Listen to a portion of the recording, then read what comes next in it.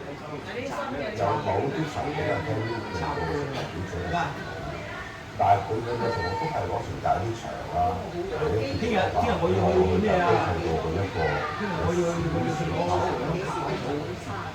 咁我哋就用咗好多唔同嘅地方，搭火車去街邊啊，其實嗰個街邊呢度喺度都唔同窄巷啊、細位啊咁嗰啲。